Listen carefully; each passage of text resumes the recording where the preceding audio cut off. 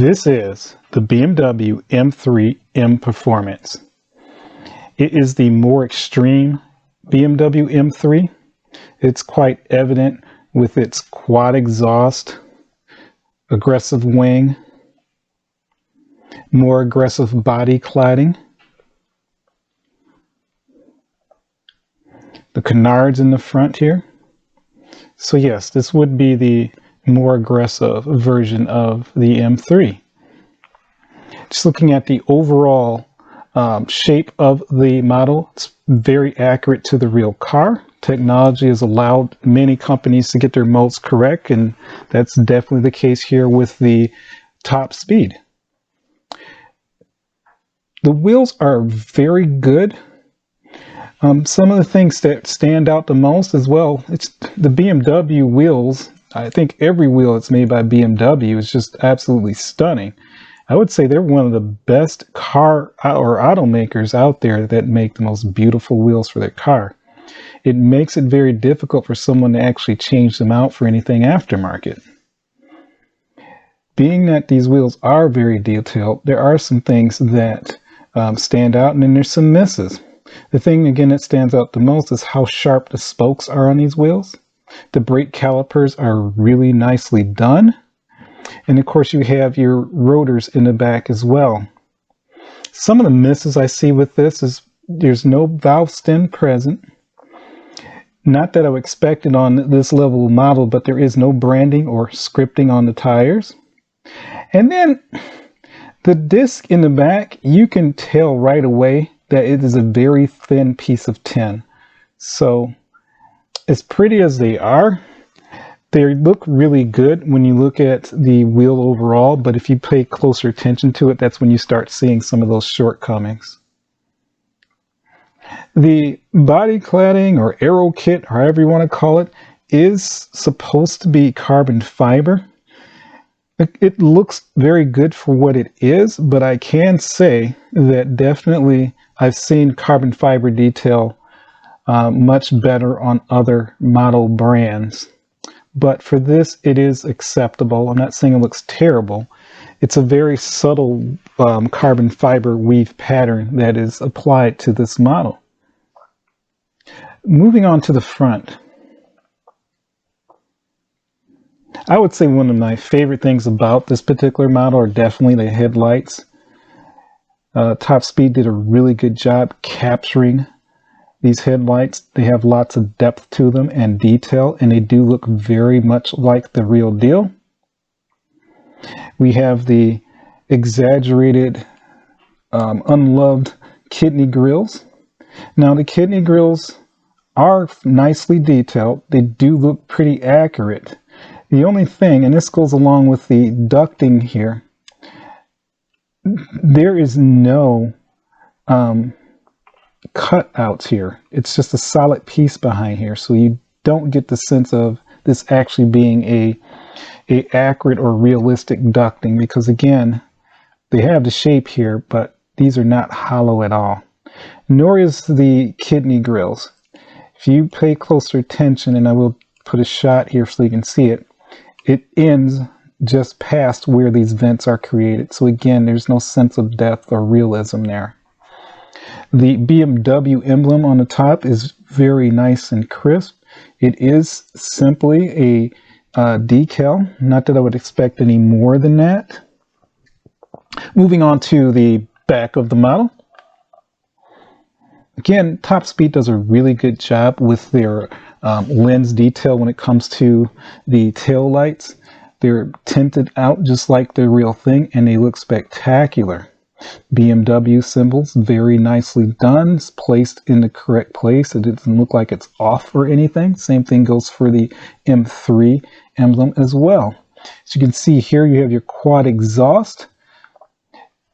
They are not hollow, and TMC or Top Speed didn't even try to give this any sense of depth at all. They stop right there. I just wish that was done a little bit better than that. I do like the aggressiveness of the exhaust outlet, but it'd been much more cooler again if they were just a little hollow there. When I opened this model, my overall impression of it was I was pleasantly surprised at how beautiful the overall look of this model is. This is one of those models that if you're looking for a really clean representation of a BMW M3, well, this model in particular, this would be a good choice. Just moving on to the interior and the exterior bits on the top. This does have a roof here, and it's not, from what I researched, it is supposed to be a carbon fiber roof. The pattern on it is very faint. You barely can tell that it's a carbon fiber roof. I would probably have to do a little more research. I'm not sure if this was a carbon fiber roof that then was painted flat, or again, if this is just something where TSM did not want to apply too much detail because maybe it was a cost-cutting measure. I don't know.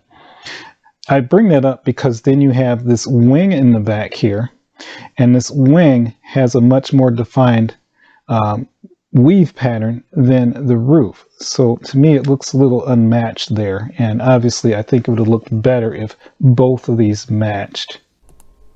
Starting with the interior, you have the seats are well detailed, but there's no difference in the textures, so they don't really give a sense of softness.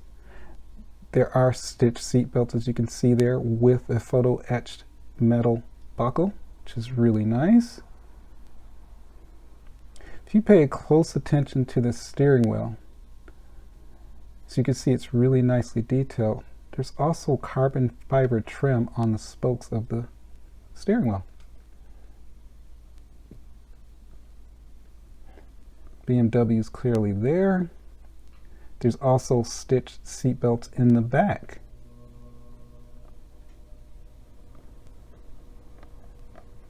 So moving on to the other side.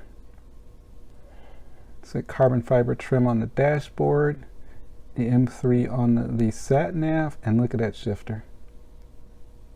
Very nice. The door cards are well detailed as well. You can see that silver trim there. It's also present in the rear.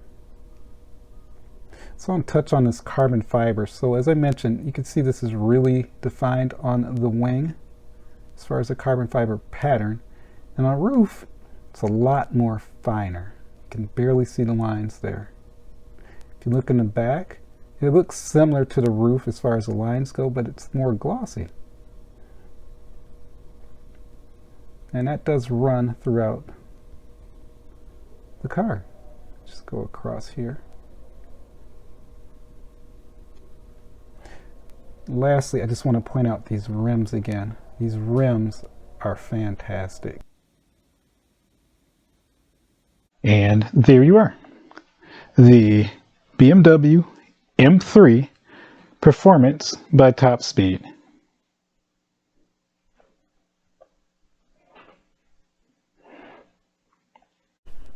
Well, I hope you enjoyed that video. The one thing I can definitely say about that particular model is that that model has what I would call the perfect shelf presence. So what do I mean by that?